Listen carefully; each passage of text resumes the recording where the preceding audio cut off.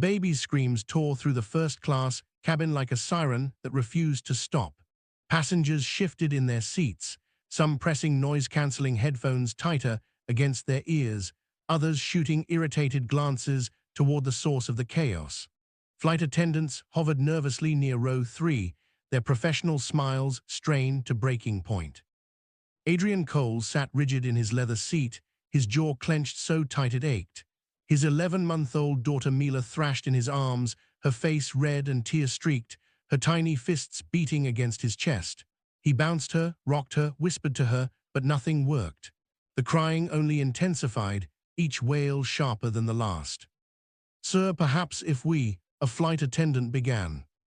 "I've tried everything," Adrian snapped, his voice cold enough to freeze the recycled cabin air. "Do you think I enjoy this?" The attendant stepped back, wounded. Adrian Cole wasn't used to things he couldn't control.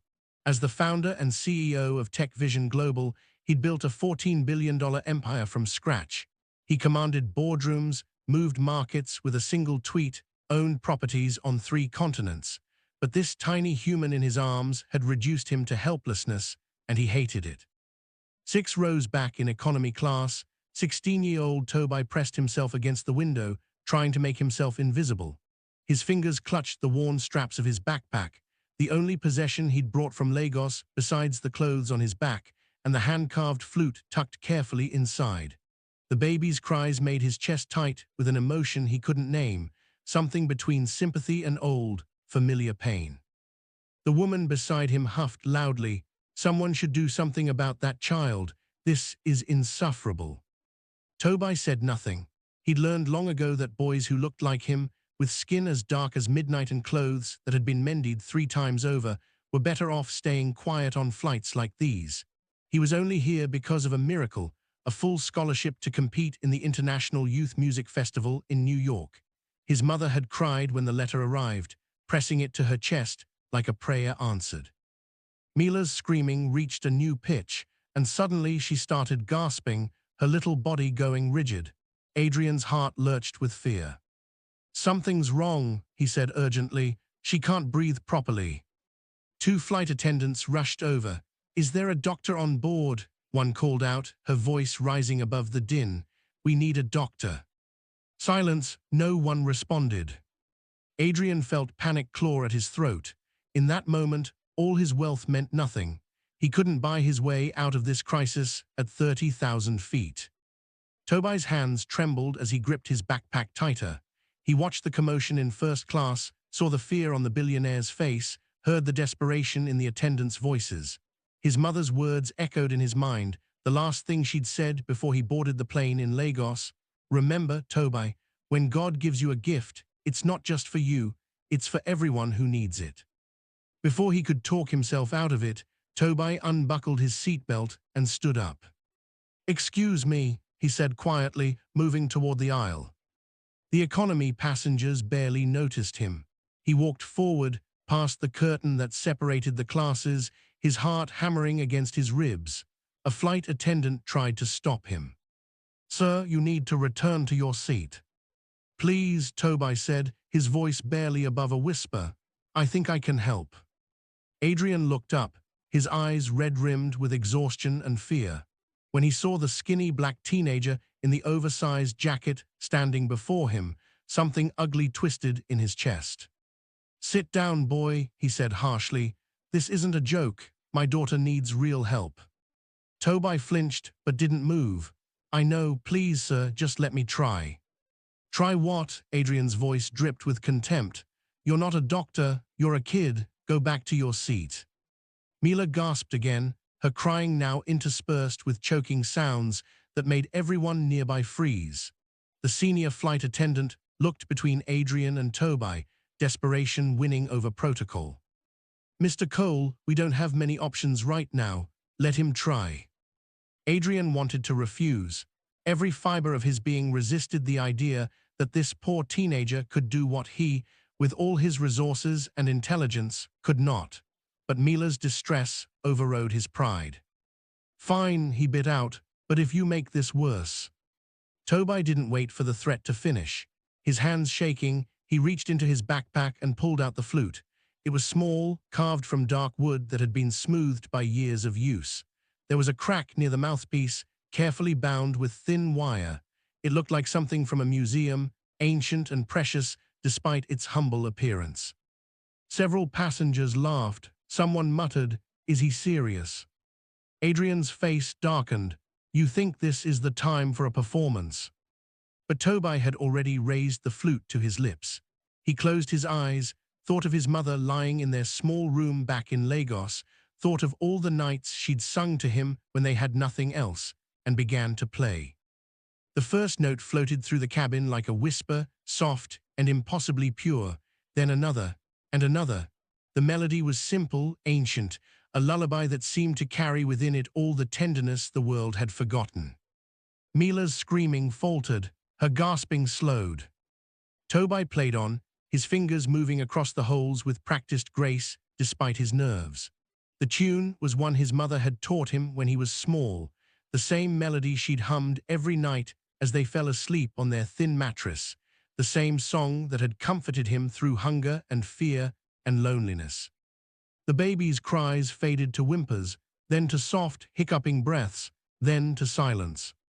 And then, impossibly, she smiled. The entire cabin seemed to hold its breath. Passengers who'd been complaining moments ago now stared in wonder. Flight attendants stood frozen, their eyes wide. Even the hum of the plane's engines seemed to quiet, as if the machine itself was listening. Tobi played for another minute, the melody wrapping around them all like a blanket. When he finally lowered the flute, Mila was calm, her small hand reaching toward him with curious fingers, her tear-stained face transformed by peace. Adrian stared at the boy, his mind reeling. The tune, he knew that tune. It pulled at something deep in his memory, something he hadn't thought about in decades. Where, his voice came out rough, he cleared his throat. Where did you learn that song? Tobi's eyes met his for the first time, brown and earnest, and surprisingly fearless now. My mother taught me, sir. She said it came from a kind woman who once worked for a rich family in London. She used to sing it to the family's son when he couldn't sleep. The world tilted beneath Adrian's feet. London, 30 years ago. A small woman with gentle hands and a voice like honey, singing that exact melody as he cried for his mother who'd died, for the loneliness that his father's money couldn't fill. Abeni. Her name crashed through him like a wave. His nanny, the only person who'd shown him real love during those hollow childhood years. She'd stayed until he was 12, then vanished one day without explanation. His father had simply hired someone new and forbidden him from asking questions. Your mother, Adrian said slowly, his heart pounding. What's her name? Abeni Olumide, sir. The cabin spun. Adrian gripped the armrest, feeling like he might be sick. This boy, this poor teenager he'd dismissed with such contempt, was the son of the woman who'd saved him when he was drowning in grief. The woman whose kindness had been the only light in his dark childhood. The woman he'd never thanked, never found, never repaid. I need to speak with you, Adrian said, his voice strange in his own ears. After we land, please. Tobi nodded, uncertainty flickering across his face. A flight attendant gently guided him back to economy, where passengers who'd previously ignored him now looked at him with something like reverence. For the rest of the flight, Adrian sat in silence, Mila sleeping peacefully in his arms, while memories he'd buried for decades clawed their way to the surface. Abeni singing in the kitchen, Abeni reading him stories, Abeni holding him when nightmares came, the first person who'd made him feel like he mattered as a human being, not just as the coal heir.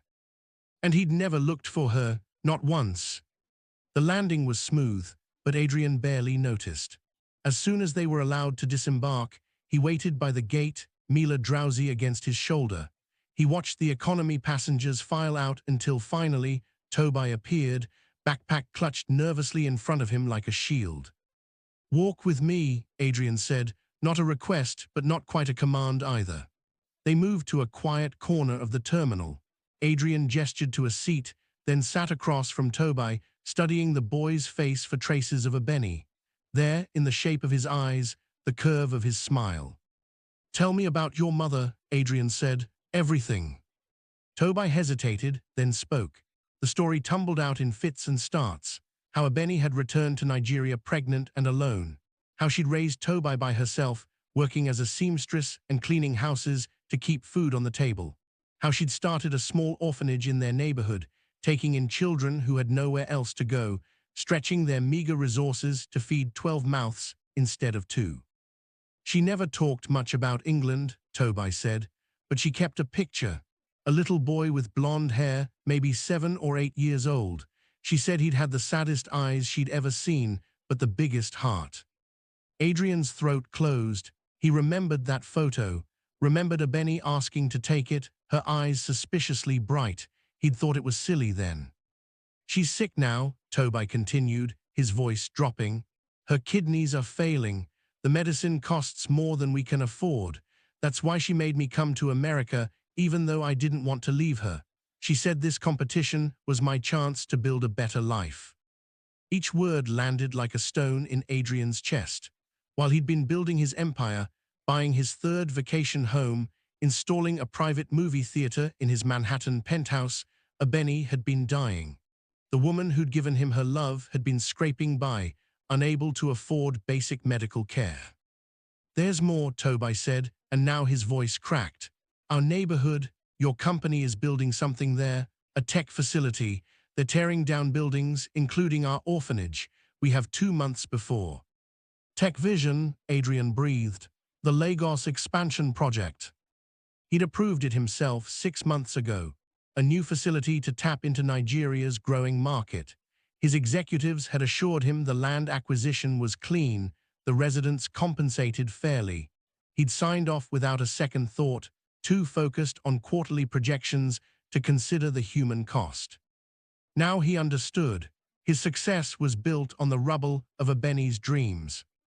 I didn't know, he said, though the words felt pathetically inadequate. I never. If you're feeling something right now, hit that subscribe button. This story gets even more powerful. Tobi watched him with those 2 old eyes, and Adrian saw no judgment there, only a quiet sadness that made him feel smaller than he'd ever felt in a boardroom full of hostile investors. She doesn't blame you, sir, Tobi said softly. She says rich people live in a different world. They can't see us because we're invisible to them. The words, delivered without malice, cut deeper than any insult could have, because it was true. Adrian had spent 30 years not seeing, not asking, not caring. He'd let the woman who'd saved him disappear without a trace, then built his fortune on the backs of people just like her. Mila stirred in his arms, making a small sound. Tobi's hand moved automatically toward his pocket, where the flute rested, ready to soothe her again if needed. The gesture, so instinctive and caring, made something crack open in Adrian's chest. I need your mother's address, he said, and the orphanage location. I'm going to fix this. Tobi's eyes widened. Sir, I didn't tell you this to ask for. I know you didn't, that's why I'm helping. Adrian pulled out his phone, fingers flying across the screen. I'm going to make calls tonight. The project stops immediately, the orphanage stays, and your mother, his voice caught. Your mother gets the best medical care money can buy, whatever she needs, however long it takes. Sir, that's too much. It's not nearly enough. Adrian looked up, and for the first time in years, his eyes were wet. She gave me everything when I had nothing. She asked for nothing in return. This isn't charity, Tobi. It's a debt 30 years overdue. Tobi's composed mask finally crumbled. Tears streamed down his face as he nodded, unable to speak. There's more, Adrian said. You're coming to my foundation's school, full scholarship, all expenses. After the competition, you're not going back to struggle. Your gift, he gestured to the backpack where the flute rested, it deserves to be nurtured, not buried by poverty. But my mother will be in New York too, as soon as she's well enough to travel. I have a property in Brooklyn, 3 bedrooms, it's yours, both of yours. Adrian was planning as he spoke, his mind clicking through logistics with the same focus he applied to billion-dollar deals, but this time with his whole heart behind it. The orphanage children, they'll have a new building, funded properly. I'll set up a trust. Abeni can run it however she wants, no interference from me. Why, Tobi whispered, Why would you do all this?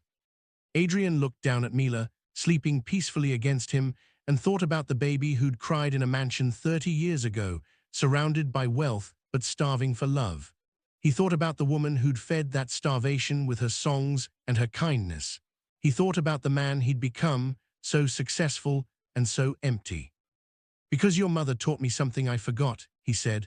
She taught me that the richest hearts aren't found in the wealthiest homes, and today her son reminded me of that lesson when I needed it most. My daughter was crying, and I couldn't help her. All my money, all my power, it meant nothing. But your music, born from poverty and love, gave her peace. He paused. That's worth more than everything I own. The silence between them held weight now, heavy with possibility and redemption. Come on, Adrian said, standing. We have phone calls to make. I want your mother in surgery by the end of the week. 1 month later, a crowd filled the grand ballroom of the Pier Hotel in Manhattan. Crystal chandeliers cast warm light over women in designer gowns and men in tuxedos, all gathered for Tech Vision's annual charity gala. But this year was different. This year, the cause was personal. Adrian stood at the side of the stage, Mila in his arms, watching as Tobi walked to the microphone. The boy wore a new suit, but he'd refused to give up his old flute. It gleamed now, professionally restored, but still bearing the wire that held its crack together, a reminder of where he'd come from. In the front row sat Abeni, tears already streaming down her face. 3 weeks post-transplant and growing stronger every day, she looked at her son like he'd hung the moon. Next to her sat 12 children from the orphanage, flown in for the event, their eyes wide with wonder at the glittering scene. Tobi raised the flute to his lips, and the room fell silent. He began to play that same lullaby, the melody that had changed everything. But this time, he wasn't playing to stop tears. He was playing to celebrate them, to honor them, to remind everyone in that wealthy room that the most valuable things in life couldn't be bought or sold. Mila clapped her chubby hands together, giggling with delight. Adrian felt his own tears fall freely, no longer ashamed of them. Around the room, he watched hardened businesspeople reach for their partners' hands, watched mascara run down carefully made-up faces, watched walls crumble and hearts open. When the last note faded, the applause was thunderous, but Adrian wasn't looking at the crowd. He was looking at Abeni, who met his gaze across the distance and nodded once, a gesture of forgiveness and recognition and love. After the performance, Adrian took the stage. 30 years ago, he began, his voice steady but full of emotion, a woman showed me what it meant to be rich, not in money but in spirit. I forgot that lesson. I spent decades building an empire while ignoring the foundations it was built on. Then one day on an airplane, her son reminded me, with a song, with kindness, with grace I didn't deserve. He paused. I boarded that plane as a billionaire with a crying child. I stepped off as a man given a second chance by a poor boy's melody. The crowd erupted again, but Adrian raised his hand. If this story touches you tonight, don't just applaud, act. See the invisible people around you. Use your gifts to serve, not just to succeed. That's the lesson Abeni taught me. That's the lesson her son reinforced. And that's the lesson my daughter will grow up knowing because of them. As the gala continued, as checks were written and pledges made, as the orphanage fund swelled beyond anyone's expectations, Adrian stood with Tobi and Abeni in a quiet corner. Mila reached from his arms toward Tobi, who took her with practiced ease. Thank you, Adrian said to Abeni, the words he'd waited 3 decades to say. For everything, for saving me when I was lost, for raising a son who could save me again when I was lost once more. Abeni smiled, that same gentle smile he remembered from childhood. You were never lost, Adrian, just sleeping. Sometimes it takes a song to wake us up.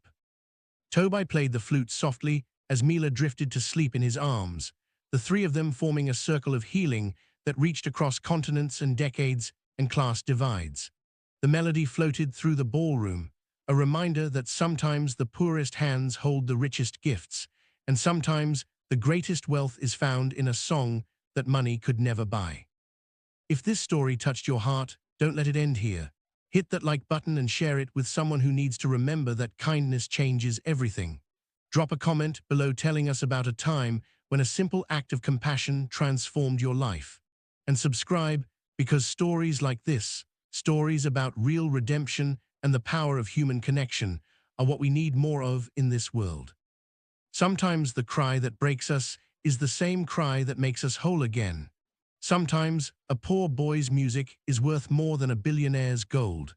And sometimes, if we're lucky, we get a second chance to become the person we were always meant to be.